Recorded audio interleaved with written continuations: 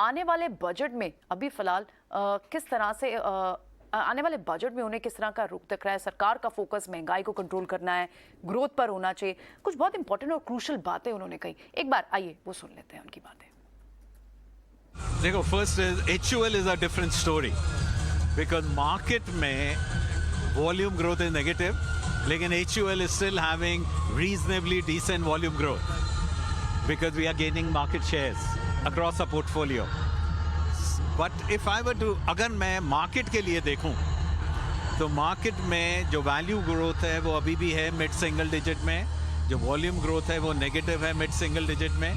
अगर commodity prices कम हो जाएं तो ज़्यादातर जो कंपनियां हैं वो अपने प्राइस चेंज करेंगी, वो घटाएंगी और उससे वॉल्यूम ग्रोथ वापस आ जाएगी। तो हमारा जो थ्रस्ट है वो मार्केट डेवलपमेंट में है, नई कैटेगरी क्रिएट करना, नए सेगमेंट क्रिएट करना और प्रीमियमाइजेशन में। और अगर भारत डेवलप करता रहेगा, मेरी तो पूरी उम्मीद है, मैं तो बहुत बुलिश हूँ इंडिया स्टोरी के ऊपर। और जैसे लोगों के पास ज़्यादा पैसे रहेंगे, एवरीवन चाहेगा कि हम बेहतर प्रोडक्ट यूज़ करें जिसमें ज़्यादा बेनिफिट्स हों।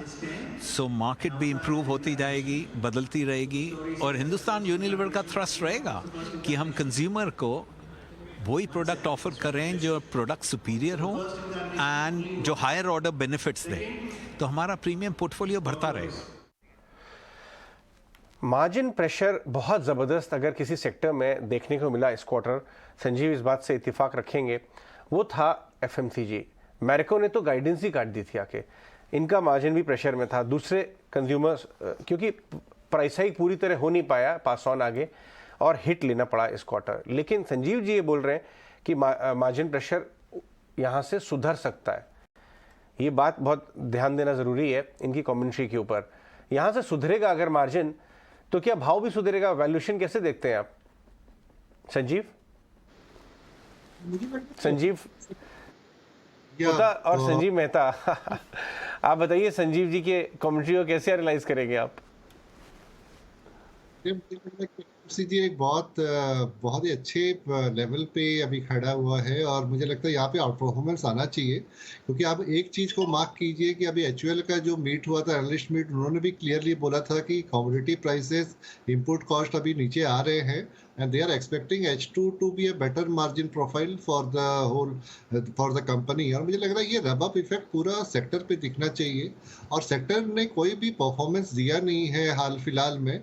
तो एक रोटेशनल ट्रेड के हिसाब से जब सारे इतने वोलेटिलिटी है ओवरऑल ग्लोबल मार्केट में और इंडियन मार्केट में, तो मुझे लग रहा है कि ये स्पेस जो FMCG है यहाँ से आउट परफॉर्मेंस करना चाहिए।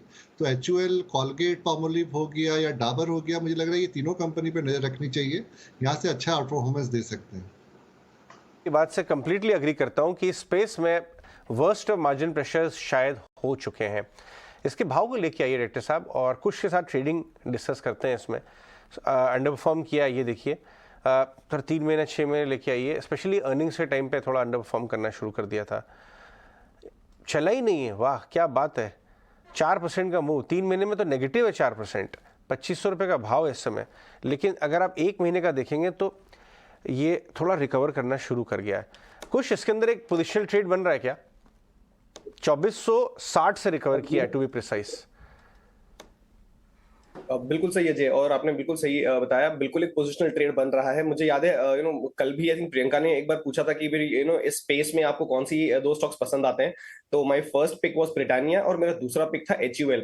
और देखिए अगर टेक्निकली ही बात करें तो यहाँ पे 2450 और 2500 का जो जोन है, यहाँ पे पहले भी स्टॉक ने एक बार सपोर्ट लिया था करीब जुलाई के महीने के आसपास और एक अच्छा अपमूव दिखाया था जहां पे स्टॉक 2700 के ऊपर निकल गया था। फिर उसी चीज का हम रिपीटेशन देख रहे हैं। अभी स्टॉक में अच्छा खासा अपमूव आया है, सस्टेन्ड अपमूव है। कल की जो मूव है वो तो स्टॉक की जो रिलेटिव आउट परफॉर्मेंस है, रिलेटिव स्ट्रेंथ है, उसको भी दर्शा रहा है। तो यहाँ पे बिल्कुल एक पोजिशनल ट्रेड बनता है, यहाँ पे आप बाय करें। पोजिशनली मैं कहूंगा कि इसे होल्ड करिए। अगर फ्यूचर में भी कोई लेना चाहे तो पोजिशनली इसे होल्ड करके चल सकता है। 2450 के आसपास के जो लेवल्स हैं, इसका आप स्टॉप लॉस बना के चलें। यहाँ पे पहला टारगेट जो है ये 2575 का बन के आता है, जहां पे इसका 50 डे मूविंग एवरेज है। दूसरा जो टारगेट है वो उसका 2650 का बन के आ रहा है।